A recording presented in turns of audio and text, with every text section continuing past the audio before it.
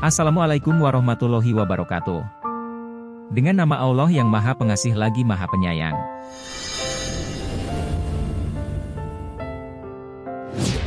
Sepuluh Nasihat Syekh Abdul Qadir Al-Jailani. 1. Tobat. Dalam kitab Al-Ghunyatu li Tholibi Thoriqil Haq, Syekh Abdul Qadir menyampaikan nasihat berkenaan dengan pentingnya tobat.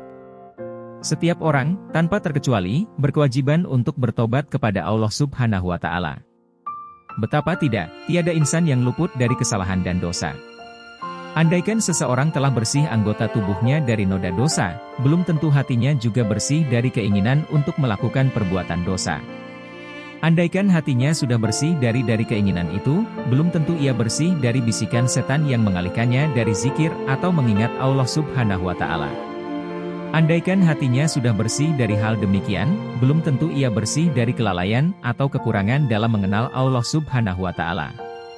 Semua orang pasti memiliki dosa, sedikit atau banyak, kecil atau besar, tergantung pada kadar keimanan, kedekatan dengan Allah Subhanahu wa Ta'ala, dan pengenalan masing-masing terhadapnya. Oleh karenanya, tobat sangat mereka butuhkan. Tiada seorang pun yang tak membutuhkan tobat, meski kadar tobat yang mesti mereka jalani berbeda-beda. 2. 4 tingkatan dalam takwa. Mengenai hal ini, Syekh Abdul Qadir berwasiat. Takwa itu memiliki tingkatan. Pertama, takwanya orang awam, yakni menjauhkan diri dari mempersekutukan Allah Subhanahu wa Ta'ala. Kedua, takwanya orang khusus, yakni melawan segala keinginan hawa nafsu yang mencelakakan. Ketiga, takwanya orang yang lebih khusus, yakni melenyapkan kecondongan diri kepada dunia, memperbanyak ibadah wajib dan ibadah sunnah, mengoptimalkan segala usaha, melepaskan diri dari segala sesuatu selain Allah Subhanahu wa Ta'ala, memperelok tingkah laku serta akhlak, melaksanakan segala perintah dan menjauhi segala larangannya. Keempat, takwa para nabi yang takkan mungkin ditandingi takwa-takwa sebelumnya. Kitab Al-Ghunyatu li Tholibi Thoriqil Haq. 3. Jihad jiwa. Mengenai hakikat jihad, Syekh Abdul Qadir berpendapat, inti daripada jihad jiwa adalah melawan hawa nafsu yang setiap saat menghasut manusia untuk durhaka terhadap Allah Subhanahu wa Ta'ala. Hanya dengan bekal takwa, seseorang bakal mampu memerangi hawa nafsu. Dengan demikian, jihad merupakan sarana yang mengantarkan manusia kepada ketakwaan. Jihad takkan terlaksana tanpa diiringi muraqabah atau merasakan kehadiran Allah Subhanahu wa Ta'ala di setiap saat. Inilah yang diisyaratkan baginda Nabi Muhammad SAW, tatkala beliau ditanya malaikat Jibril mengenai makna ihsan.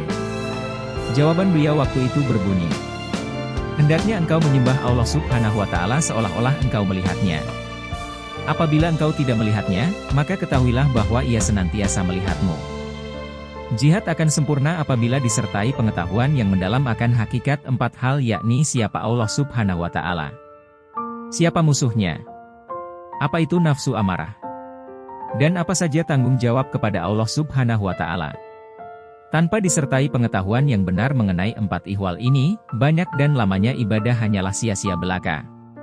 Kitab Al-Ghunyatu li Tholibi Thoriqil Haq. 4. Pondasi tasawuf. Prinsip tasawuf dalam pandangan Syekh Abdul Qadir adalah sebagai berikut.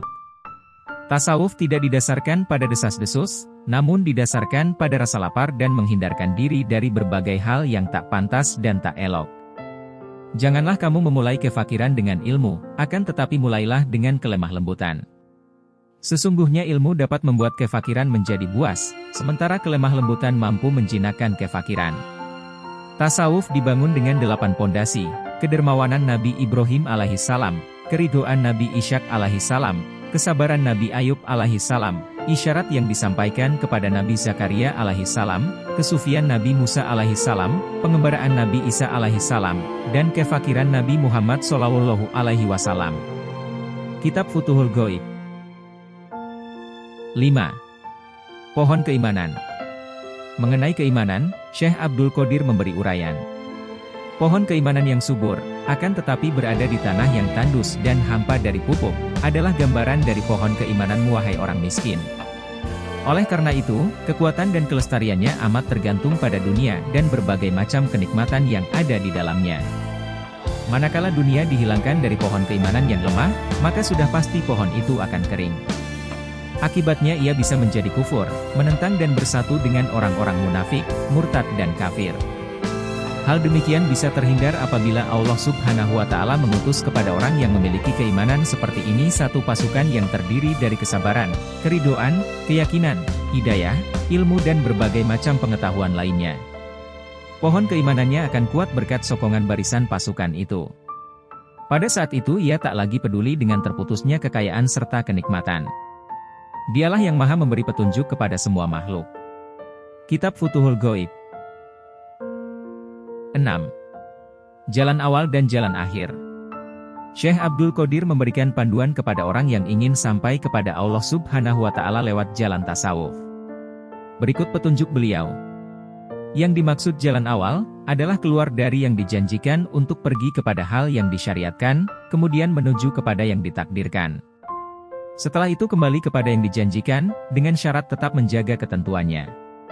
Keluar dari yang dijanjikan artinya berpalingnya dirimu dari makanan, minuman, pakaian, pernikahan, tempat tinggal, tabiat serta kebiasaan untuk menuju perintah syariat dan larangannya. Kemudian dirimu mesti membinasakan diri dari hawa nafsu, jiwa dan kebodohanmu secara zahir maupun batin. Dengan begitu, tiada sesuatu pun di dalam batinmu selain pengesaan kepada Allah Subhanahu wa Ta'ala, dan tiada sesuatu di dalam zahirmu selain ketaatan dan pengabdian kepadanya sesuai perintah dan larangannya. Ketika baginda Nabi Muhammad SAW membinasakan diri dari dunia dan isinya, maka jatah dunia yang sebelumnya tidak diberikan lantaran beliau masih dalam perjalanan menuju Allah Subhanahu wa Ta'ala dikembalikan kepada beliau. Beliau pun mengambilnya atas persetujuannya dan menerima lakunya dengan menjalankan perintahnya. Demikian pula halnya dengan wali yang berada di pintu gerbang kefanaan. Seluruh bagian dunia dan keberuntungan dikembalikan kepadanya dengan catatan ia tetap memelihara ketentuannya. Dalam keadaan seperti ini, berarti ia sedang kembali dari perjalanan akhir menuju perjalanan awal. Kitab Futuhul Ghaib 7. Cobaan dan nikmat. Kepada kaum duafa yang kerap mendapat cobaan, Syekh Abdul Qadir memberi wejangan. Janganlah engkau memilih datangnya kenikmatan atau menampik cobaan. Sesungguhnya kenikmatan itu bakal sampai kepadamu dengan pembagian, baik engkau mengharapkan kedatangannya atau tidak. Sementara cobaan bakal menimpa dirimu meski dirimu tidak menghendakinya. Serahkanlah semuanya kepada Allah Subhanahu wa Ta'ala yang melakukan apa saja yang dikehendakinya. Apabila kenikmatan datang kepadamu, maka sibukkanlah dirimu dengan zikir dan bersyukur. Apabila cobaan datang menimpamu, maka seyogianya dirimu bersabar dan menerimanya. Jika engkau lebih dari itu, maka engkau menjalaninya dengan ridho dan menikmatinya. Ketahuilah bahwasannya cobaan tidak menimpa orang beriman untuk membinasakannya. Cobaan itu datang sekedar untuk mengujinya. Kitab Al-Ujaini Ad-Dani fi Manaqib Syekh Abdul Qadir Al-Jailani 8. Cinta dan benci. Mengenai cinta dan benci, Syekh Abdul Qadir memberikan patokan sebagai berikut. Tidaklah pantas bersama Allah Subhanahu wa Ta'ala kecuali orang-orang yang telah disucikan dari noda-noda dosa. Pintu Allah takkan terbuka, kecuali bagi orang yang kosong dari dakwaan-dakwaan dan kerusakan-kerusakan.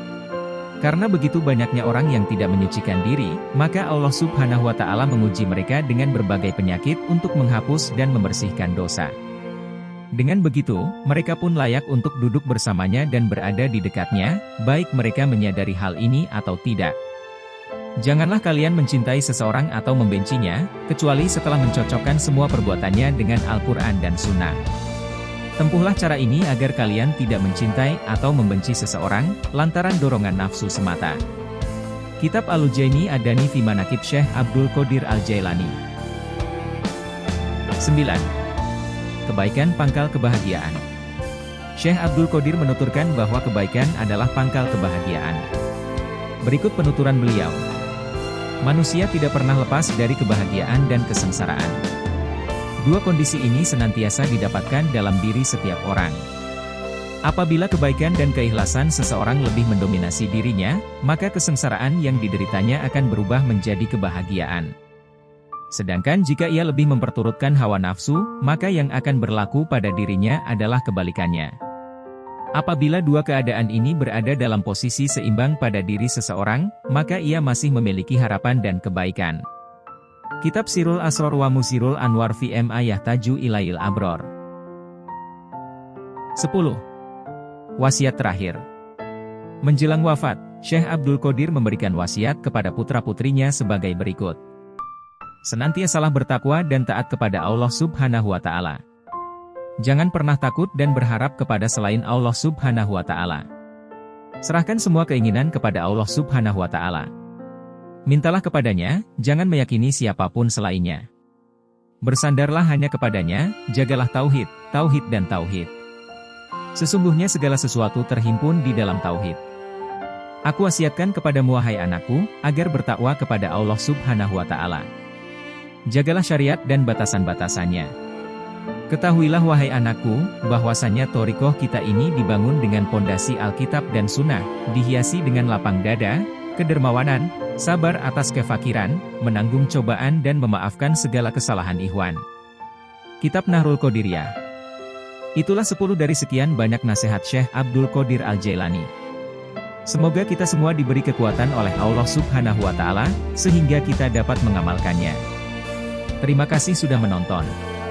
Apabila konten ini bermanfaat, silahkan share, like, komen dan subscribe. Jangan pernah bosan dalam menyebarkan kebaikan, walau itu hanya sebuah senyuman. Sampai ketemu di video selanjutnya, wassalamualaikum warahmatullahi wabarakatuh.